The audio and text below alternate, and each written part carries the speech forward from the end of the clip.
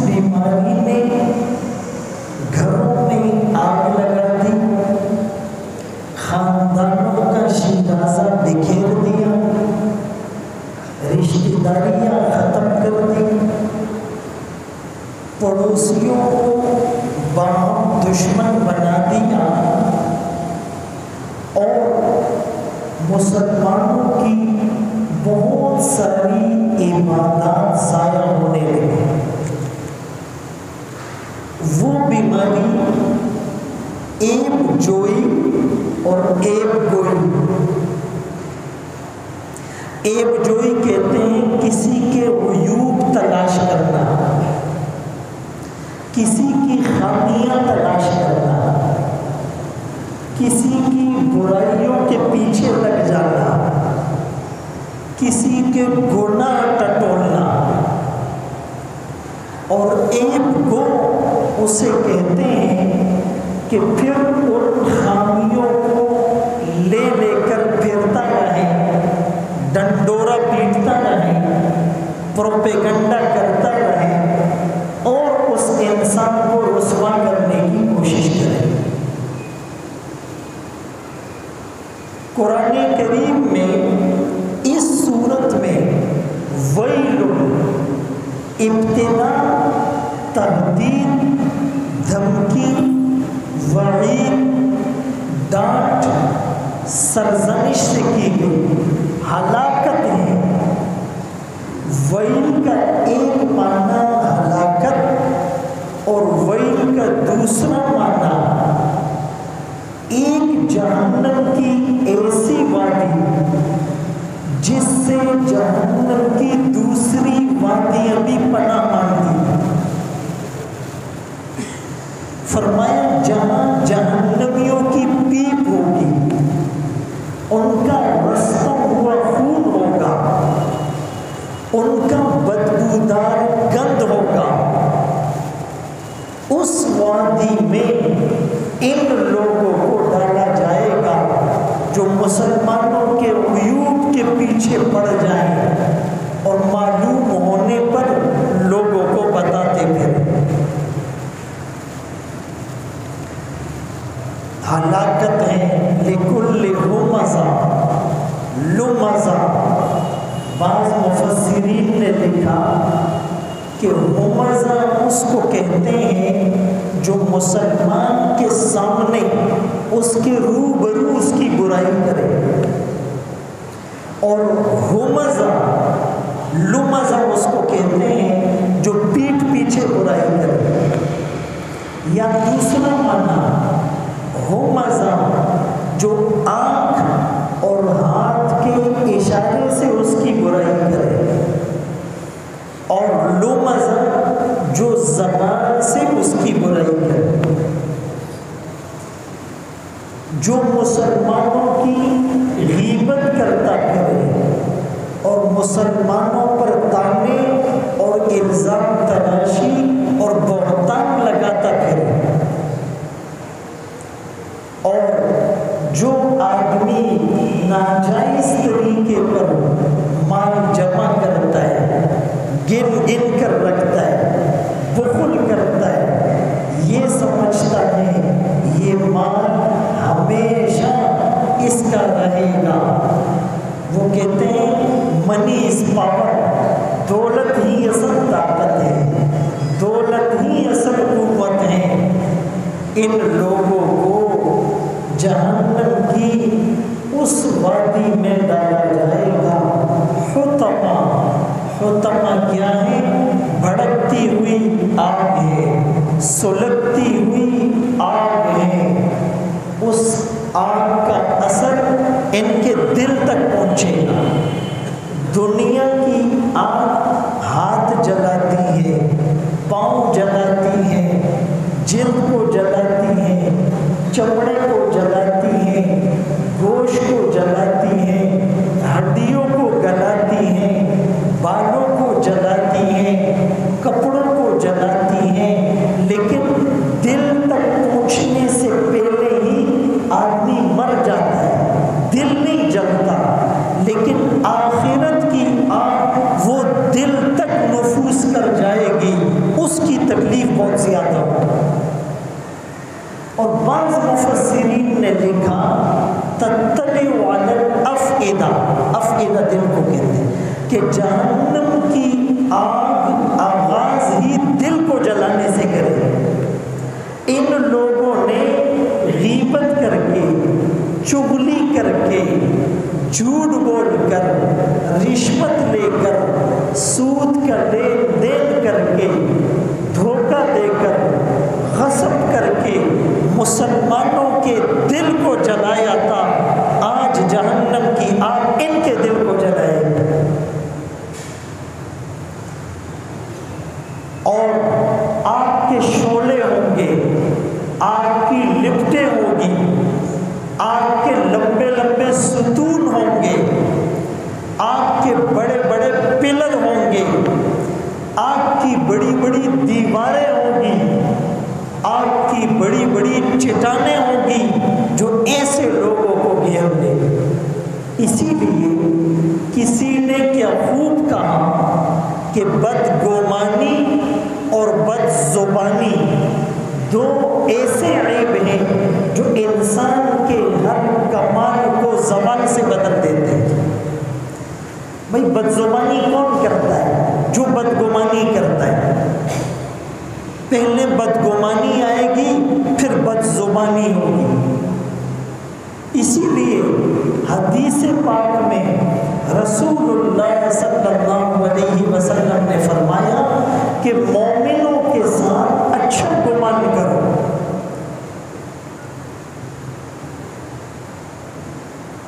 عبداللہ ابن عباس رضی اللہ عنہما اس آیت کے ضمن میں فرماتے ہیں کہ اس سے مراد کون لوگ ہیں؟ تین قسم کے لوگ انہوں نے متعین کی۔ المشاؤون بالنمیمہ، جو چغل خوری کرتے ہیں، لگائی بجائی کرتے ہیں، لقد اخذ و پشاد، اس کی بات اس کو، اس کی بات اس کو۔ میں ساتھیوں سے کہتا ہوں کہ پہلے زمانے میں مشہور یہ تھا کہ عورت کے پیٹ میں بات نہیں رکتی، اور ناراض نہیں ہونا، نائی کے پیٹ میں بھی بات نہیں رکتی۔ وہ بال کاٹتے ہوئے سیاست پر، مذہب پر، علماء پر، ڈاکٹرز پر، حکمرانوں پر، سب پر تبصرہ کر رہا ہوتا، بے لاگ تبصرہ۔ تو پہلے دو طبقے تھے کہ یا عورت کے پیٹ میں بات نہیں رکتی یا نائی کے پیٹ میں۔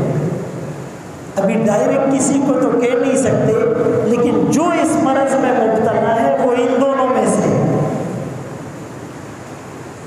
اور اتنی سخت ہوئی۔ فرمایا کسی اور گناہ کے بارے میں بھی، قیامت کے دن معراج کا جب آقا کا سفر ہوا اور جہنم دکھلائی گئی تو کچھ لوگوں کے ناخن لوہے اور تانبے کے تھے، اور وہ اپنے چہروں کو نوچ رہے تھے، زخمی کر رہے تھے، چیرا لگا رہے تھے۔ پوچھو یہ کون لوگ ہیں؟ فرمایا غیبت کرنے والے، چغلی کرنے والے، مسلمانوں کے عیوب کے پیچھے پڑنے والے، لگائی بجائی کرنے والے، ادھر ادھر باتیں پھیلانے والے، پروپیگنڈا کرنے والے۔ تو فرمایا اس سے مراد المشاؤون بالنمیمہ، چغل خوری کرنے والے۔ دوسرا فرمایا المفرقون بین الاحبہ، دوستوں میں تفرقہ اور جدائی ڈالنے والے۔ بھائی جب آپ اس کے متعلق کوئی غلط بات منسوب کر کے دوسرے کو بتاؤ گے تو وہ اس سے ناراض ہو جائے گا، قطع تعلق کر لے گا، دوستی ختم کر دے گا، رشتہ ختم کر دے گا۔ ہماری چھوٹی سی بے تحقیق بات کرنے سے میاں بیوی میں طلاق ہو گئی، باپ بیٹے کا دشمن ہو گیا، بھائی نے بھائی پر اسلحہ تان لیا، دوست دوست سے نفرت کرنے لگا، امام اور مقتدی میں ناراضگی ہو گئی، استاد اور شاگرد ایک دوسرے کو گالی دینے لگے، پارٹنر نے پارٹنرشپ ختم کر دی، پورے خاندان کا شیرازہ بکھر گیا، معاشرے کا امن داؤ پر لگ گیا ہماری ایک چھوٹی سی بات کی وجہ سے۔ اسی لیے قرآن کریم میں اللہ فرماتے ہیں الا لعنت اللہ علی الکاذبین، جھوٹوں پر اللہ کی لعنت۔ رسول اللہ صلی اللہ علیہ وسلم سے پوچھا گیا کہ مومن چوری کر سکتا ہے؟ میں کر سکتا ہے، انسان میں غلطی ہو گئی، نماز چھوڑ سکتا ہے، تلاوت میں سستی ہو سکتی ہے، روزہ ہو سکتا ہے توڑ دے،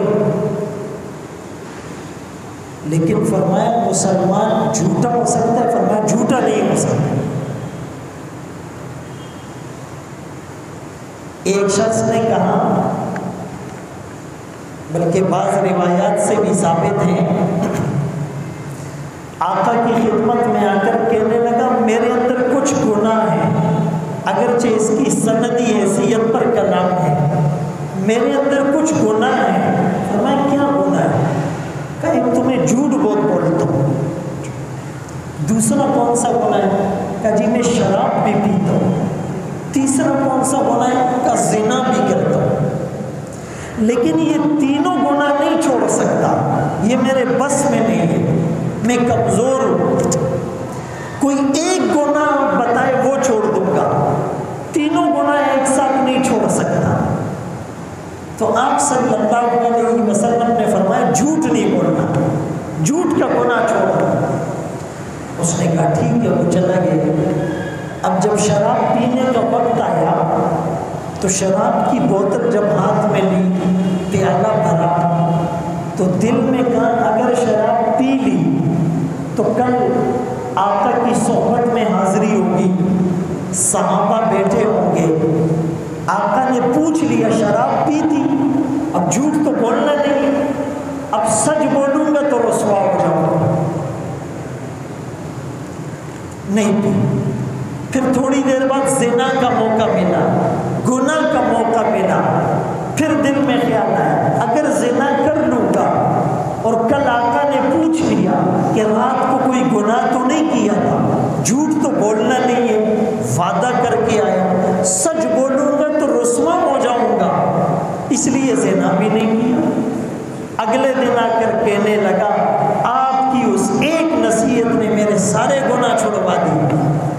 مومن کا مسئلہ یہاں خراب ہوتا ہے کہ وہ جھوٹ بولتا ہے۔ میاں بیوی میں جھگڑا تب ہوتا ہے کہ بیوی جھوٹ بول رہی ہے، شوہر جھوٹ بول رہا ہے، استاد جھوٹ بول رہا ہے، شاگرد جھوٹ بول رہا ہے، رشتہ دار جھوٹ بول رہا ہے، مالک مکان جھوٹ بول رہا ہے، کرایہ دار جھوٹ بول رہا ہے، ڈرائیور جھوٹ بول رہا ہے، چوکیدار جھوٹ بول رہا ہے، خادم جھوٹ بول رہا ہے، ڈاکٹر جھوٹ بول رہا ہے، مریض جھوٹ بول رہا ہے، زکوٰۃ لینے والا جھوٹ بول رہا ہے، بیوہ بن کر اپنے شوہر کو مروا دیا وہ جھوٹ بول رہی ہے۔ تو یہ جو عیب گو، جھوٹ بولنا، بدگمانی، بد زبانی، یہ گناہ چھوٹ جائیں، آپ دیکھیں آپ کا گھر جنت کا نمونہ بنے گا، آپ کی گلی جنت کا نمونہ بنے گی، آپ کی مسجد جنت کا نمونہ بنے گی، آپ کا مدرسہ جنت کا نمونہ بنے گا، آپ کا دفتر جنت کا نمونہ بنے گا، آپ کا اسکول جنت کا نمونہ بنے گا، آپ کا کالج جنت کا نمونہ بنے گا، آپ کی یونیورسٹی جنت کا نمونہ بنے گی، آپ کا کوچنگ سینٹر جنت کا نمونہ بنے گا، آپ کا انسٹیٹیوٹ جنت کا نمونہ بنے گا، آپ کا ہاسپٹل جنت کا نمونہ بنے گا، آپ کا محلہ جنت کا نمونہ بنے گا، آپ کا معاشرہ جنت کا نمونہ بنے گا، آپ کا خاندان اور کمیونٹی جنت کا نمونہ بنے گی، آپ کا شہر جنت کا نمونہ بنے گا، آپ کا ملک جنت کا نمونہ بنے گا، اور پورا عالم جنت کا نمونہ بنے گا۔ تو فرمایا کہ پہلا چغل خوری کرنے والے، اور فرمایا چغل خور جنت میں نہیں جائے گا، اور دوسرا دوستوں میں جدائی ڈالنے والا وہ جنت میں نہیں جائے گا۔ اور تیسرا فرمایا لوگوں کے عیوب تلاش کرنے والے، یار اس میں برائی کیا ہے یہ ڈھونڈے گا۔ بھائی ایک وائٹ بورڈ فرض کرو، یہ وائٹ بورڈ ہے، سفید بورڈ، اور اس کے بیچ میں ایک کالا نقطہ لگا دے، بلیک ڈاٹ، سیاہ نقطہ، اور استاد شاگردوں سے پوچھے یہ کیا ہے، سب کیا جواب دیں گے؟ کالا نقطہ ہے، سیاہ نقطہ ہے، بلیک ڈاٹ۔ وہ پورا وائٹ بورڈ کسی کو نظر نہیں آ رہا، کالا نقطہ نظر آ رہا ہے۔ ایک آدمی سفید سوٹ پہن کر آئے اور کالا سا ایک دھبا داغ، تو جیسے ہی کوئی دیکھے گا بولے گا یہ داغ کس چیز کا ہے، یہ سیاہی کس چیز کی ہے، یہ دھبا کس چیز کا ہے، یہ ڈاٹ کس چیز کا ہے۔ انسان کی فطرت عیب تلاش کرنا۔ دو طبقے ہوتے ہیں نا، ایک طبقہ خوبیاں تلاش کرتا ہے، یار ہمیں کسی کی برائیوں سے، خامیوں سے، کمزوریوں سے، برائیوں سے کیا لینا، ہم تو خوبیاں تلاش کریں گے۔ اور دوسرا طبقہ وہ خامی دیکھتا ہے، اس میں کیڑے کیسے نکالیں۔ ان دونوں طبقوں کی مثال ایک شہد کی مکھی ہے، ایک گند پہ بیٹھنے والی مکھی ہے، دونوں مکھیاں ہیں، دونوں کا کام اڑنا ہے، دونوں کا کام چوسنا اور سونگھنا ہے۔ شہد کی مکھی پھلوں پر بیٹھتی ہے، پھولوں پر بیٹھتی ہے، باغات میں جاتی ہے، کھیتوں میں جاتی ہے، فصلوں میں جاتی ہے، پتوں پر بیٹھتی ہے، سبزے کو تلاش کرتی ہے، شاخوں پر بیٹھتی ہے، خوشبو تلاش کرتی ہے۔ اس کا نتیجہ اس سے شہد نکلتا ہے، فیہ شفاء للناس، جس میں لوگوں کے لیے شفا ہے۔ کائنات کی بہترین چیز جو رسول اللہ صلی اللہ علیہ وسلم کو پسند تھی وہ شہد تھا۔ یہ شہد اس مکھی کے پیٹ سے نکلا ہے جس مکھی نے مثبت سوچ کو پروموٹ کیا ہے، اچھی چیزوں کو تلاش کیا ہے، خوبیوں کو تلاش کیا ہے، اللہ نے انعام بھی یہ دیا۔ اور دوسری مکھی جو سارا گھر چھوڑ کر واش روم میں جاتی ہے، پیشاب پخانے پر بیٹھتی ہے، پیپ پر، پورا صحیح بدن ہے لیکن پیپ پر بیٹھے گی، زخم پر بیٹھے گی، پھوڑے پھنسی پر بیٹھے گی، دانے پر بیٹھے گی، کچرے پر بیٹھے گی، کوڑا دان پر بیٹھے گی، ڈسٹ بن پر بیٹھے گی۔ میرے دوستو، اس مکھی کو سپرے کر کے ہم مار دیتے ہیں، اس کو ہم اپنے کمرے میں نہیں چھوڑتے، اس کے گند کو کوئی کھاتا ہے؟ کتنا بڑا فرق ہے۔ تو ہم شہد کی مکھی بنے، گندی مکھی نہ بنے۔ اس شہد کی مکھی پر اللہ نے قرآن کی پوری سورت اتاری، سورت النحل 14واں پارہ ہے، نحل شہد کی مکھی کو کہتے ہیں۔ وَأَوْحَى رَبُّكَ إِلَى النَّحْلِ، اس شہد کے مکھی کے دل میں اللہ نے ڈالا کہ تو اچھی جگہوں پر گھر بنا، رس چوس اور میرے بندوں کو فائدہ پہنچا، تیرا تذکرہ میں قرآن میں کروں۔ اور ان کا ایک میکینزم ہے، ان کی ایک نیٹ ورکنگ ہے، ان کا ایک ٹیم ورک ہے، وہ کولیبریشن اور کوارڈینیشن میں کام کرتے ہیں۔ ایک ان کی رانی ہوتی ہے، ان کا لشکر ہوتا ہے، وہ واچ کرتی ہے، کوئی شہد کی مکھی گندی جگہ پر تو نہیں بیٹھی، جو غلطی پر گندی جگہ پر بیٹھ جائے اس کا داخلہ بند ہو جاتا ہے، ریسٹرکٹڈ پروہیبٹڈ ایریا کر دیا جاتا ہے۔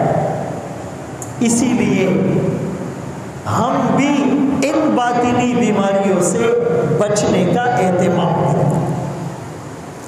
حدیث پاک میں آتا ہے، رسول اللہ صلی اللہ علیہ وسلم نے فرمایا، الا انبئکم بشرارکم، کیا میں تمہیں بدترین لوگ نہ بتاؤں؟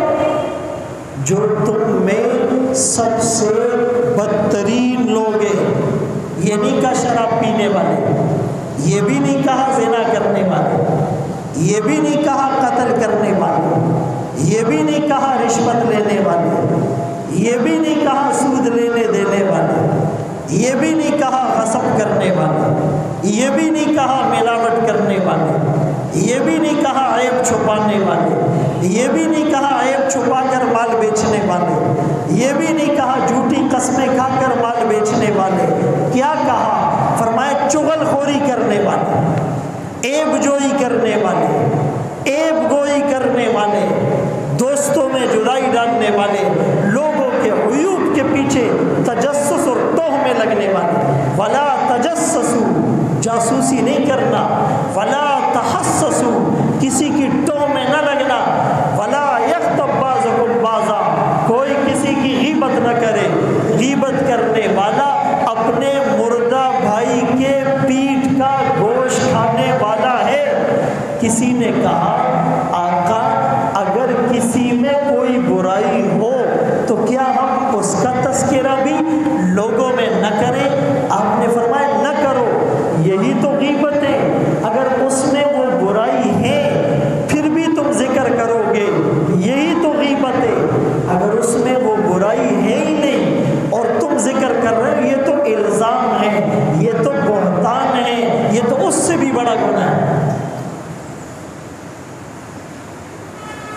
ہم کہتے ہیں ہمارا نیٹ ورک بڑا مضبوط ہے، کسی کو غلطی کرتے ہوئے دیکھ لے تو فوراً کہتے اللہ کا معولی دی، میں نے دیکھ لیا ہے، ماؤ پی جندلی، میں نے تمہیں پہچان لیا ہے، چرتب پٹی گی، کہاں چھپتے پھرو گے، بکرے کی ماں کب تک خیر منائے گی؟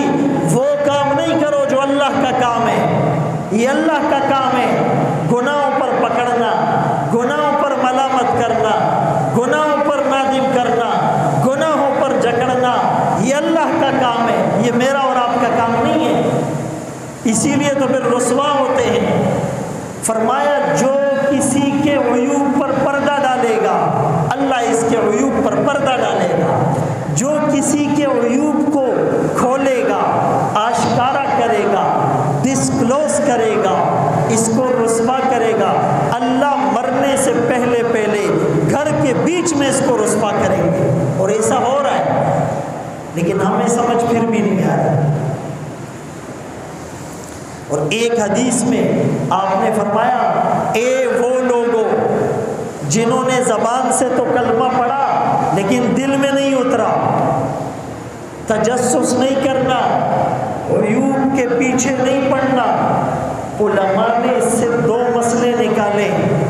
ایک مسئلہ یہ جاسوسی نہیں کرنی، ہم چھپ کر لوگوں کے موبائل دیکھتے ہیں، شوہر بیوی کا اور بیوی شوہر کا دیکھ رہے ہیں، استاد شاگرد کا اور شاگرد استاد کا دیکھ رہا ہے، دوست کی بیوی کی تصویریں دیکھ رہا ہے، چیٹ دیکھ رہا ہے، گرل فرینڈ کے معاملات دیکھ رہا ہے، پڑوسی کی بیٹی پہ نظر ہے، تا چرتا روانہ تھا، یہ عورت صبح کہاں جاتی ہے؟ بھائی تو نگہبان ہے اس بات کا کہ اپنی بیوی اور بیٹی پر نظر رکھ، یہ ہمیں غلط کہہ رہا ہے۔ اکثر ایسے لوگوں کا چراغ تلے اندھیرا ہوتا ہے، جو اوروں کی بہن بیٹی بیوی کے پیچھے پڑتے ہیں، ان کو اکثر اپنے گھر کی خبر نہیں ہوتی۔ اسی لیے ایک تو یہ جاسوسی نہیں کرنی، اور ہم یہ تو دیکھتے کہ فلاں کی بیٹی کہاں پڑھاتی ہے، کہاں جاتی ہے، کس کے ساتھ جاتی ہے۔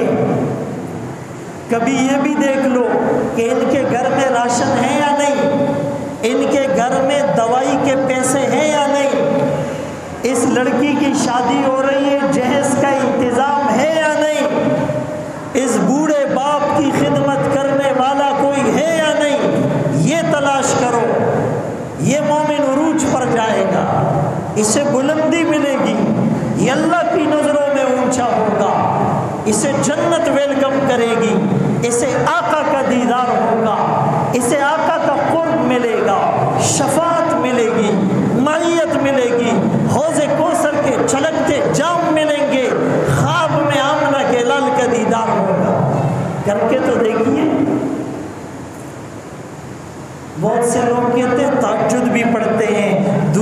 شریف بھی پڑھتے ہیں، تلاوت بھی کرتے، نبی کا دیدار نہیں ہوتا، اندر اتنا بڑا گند لیے پھر رہے ہو۔ جس نبی کو اپنے امتی سے پیار ہے، اس امتی کا حسد کینہ بغض تیرے دل میں ہے، تیرے دل میں نبی آئے، تجھے حوض کوثر کے جام ملے؟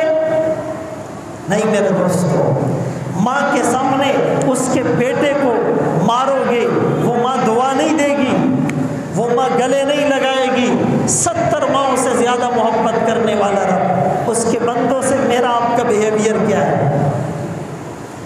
ماں کے سامنے بچے کی تصویر پھاڑو، تصویر، وہ ایسے مچل جائے گی، یہ تم نے کیا کیا؟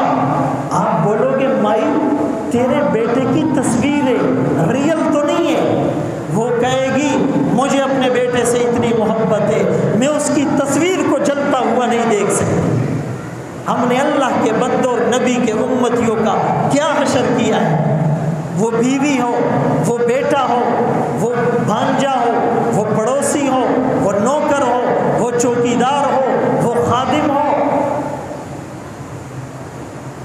ان کے ساتھ ظلم کرنے والا اس کی نظر میں محبوب نہیں بن سکتا۔ یہ میری بات نہیں، یہ محمد الرسول اللہ صلی اللہ علیہ وسلم کی بات ہے۔ ابو ذر غفاری رضی اللہ تعالیٰ، اچھا اس میں فرمایا اے وہ لوگوں جنہوں نے زبان سے کلمہ پڑھا، دل میں نہیں اترا، جو جاسوسی کرتا ہے گویا وہ زبان کا مومن ہے، دل کا نہیں۔ علماء نے مسئلہ نکالا ہے، دوسرے صحابی کو کہا تجھے روک دے لوگوں کے عیوب سے یہ چیز کہ تو اپنی خامیاں دے۔ بھائی جو اپنی انگلیوں سے اپنی غلطیاں گنے گا، دوسرے پر انگلی اٹھانے کا موقع نہیں ملے گا۔ اپنی انگلیوں سے اپنی غلطیاں گننا شروع کر دو، دوسرے پر انگلی اٹھانے کا موقع نہیں ملے گا۔ 2 انگلیوں میں دبی ہوئی سگریٹ چھوڑ نہیں سکتا، 2 انگلیوں میں دبا ہوا نسوار کا گولا چھوڑ نہیں سکتا، اور جنت کے خواب دیکھتا ہے۔ اسی لیے ایک حدیث میں رسول اللہ صلی اللہ علیہ وسلم اپنی اونٹنی قصبہ پر سوار ہے، فرمایا توبہ، مبارکباد، مبارک دشی، مبارکباد، کانگریچولیشن، کن کے لیے؟ اللہ اکبر کبیرہ، جس کو اپنے عیب لوگوں کے عیوب سے بے پرواہ کر دے، اپنے ہی اندر جھانکتا ہے، ادھر ادھر کسی کی خامیاں تلاش نہیں کرتا۔ میرے محترم دوستو،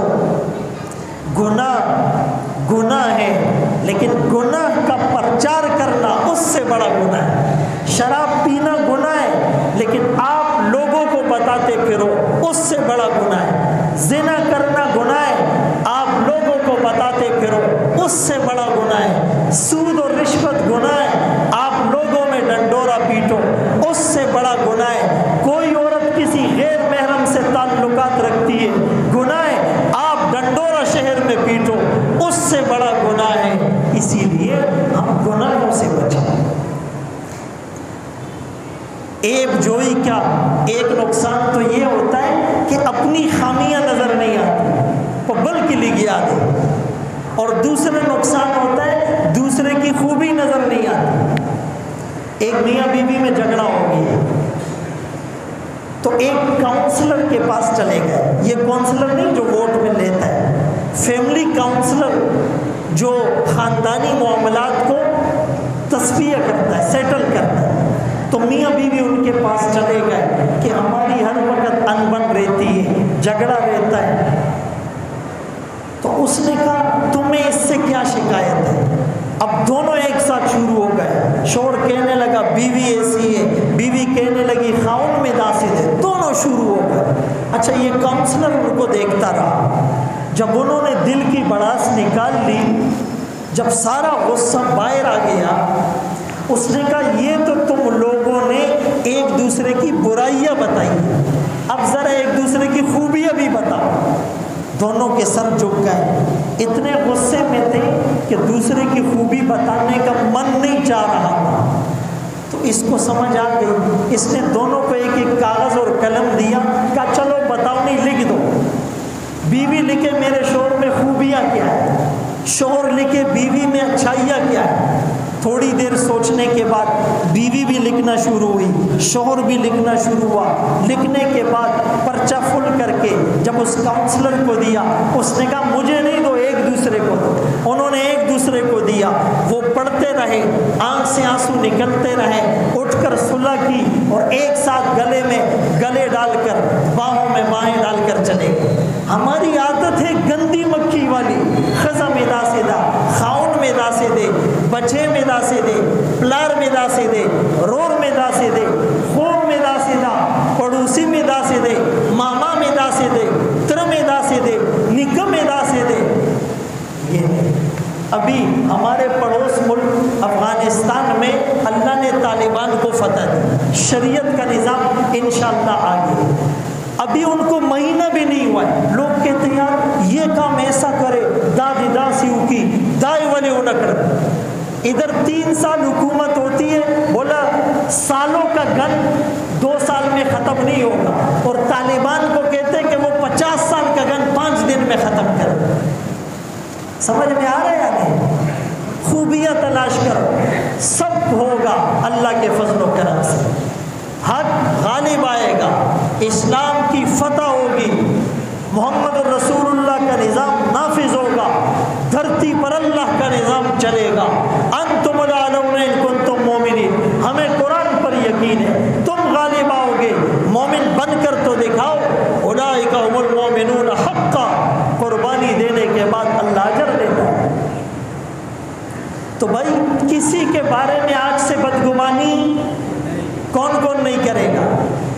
یہ میں آپ کو بھی بتا رہا ہوں، اپنے آپ کو بھی بتا رہا ہوں۔ میرے منہ کے زیادہ قریب میرے کان ہیں، میرے کانوں کے زیادہ قریب میرا دل ہے۔ ایک شخص سے کسی نے پوچھا نا، لمبا واقعہ پہلے سنا چکا ہوں کہ ہم میں اور صحابہ میں کیا فرق ہے؟ کہ ایک بالش کا، کتنا؟ ایک بالش کا فرق۔ لوگ بڑے حیران ہوئے، اللہ کا 10 لیوانے دے، کتنی غلط بات کر رہا ہے۔ اس نے کہا کیا فرق ہے؟ کہ یہ ایک بالش کا فرق ہے، ہمارا ایمان ہماری زبان پر ہے، ان کا ایمان دل میں اتر گیا۔ ایک بالش کا فرق ہے۔